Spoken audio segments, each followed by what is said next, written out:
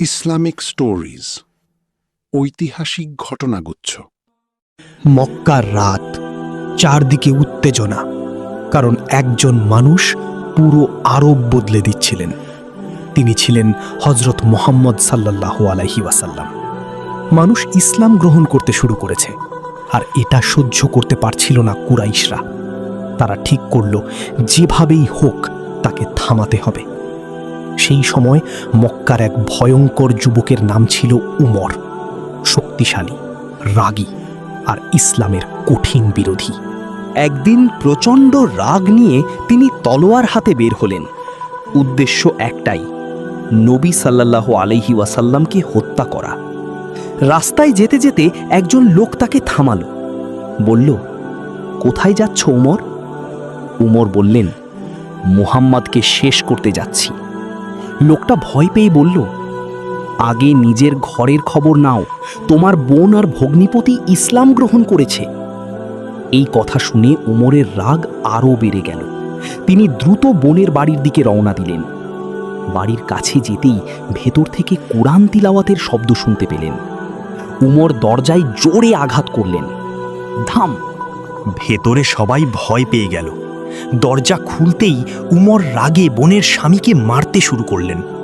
তার বোন বাধা দিতে এলে তাকেও আঘাত করলেন। বোনের মুখ দিয়ে রক্ত বের হতে লাগল, কিন্তু তবুও তিনি বললেন, হ্যাঁ, আমরা ইসলাম গ্রহণ করেছি, যা খুশি করো।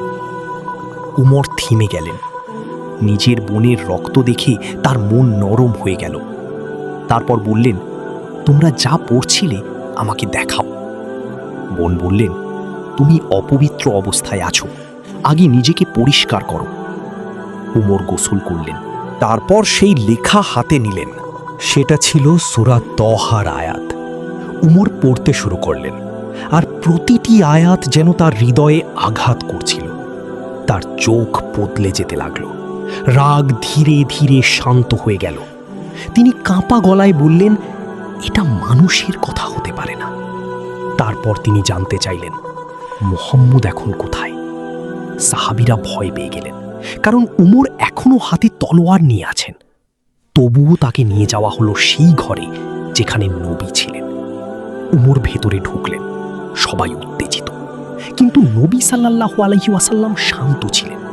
তিনি সামনে এসে উমরের কাপড় ধরে বললেন, উমর, এখনো কি সময় হয়নি সত্য গ্রহণ করার? এই কথাটা শুনে উমর কেঁপে উঠলেন। তার চোখ ভিজে গেল।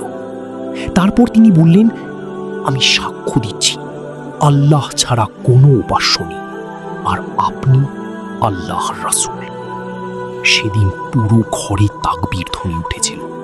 আল্লাহু আকবার! যে মানুষ কয়েক ঘন্টা আগে ইসলাম ধ্বংস করতে বের হয়েছিল, সেই মানুষই পরে ইসলামের সবচেয়ে শক্তিশালী সাহাবীদের একজন হন। তিনি ছিলেন উমর ইবনুল খাত্তাব রাদিয়াল্লাহু আনহু। আল্লাহ চাইলে সবচেয়ে কঠিন হৃদয়ও বদলে যেতে পারে।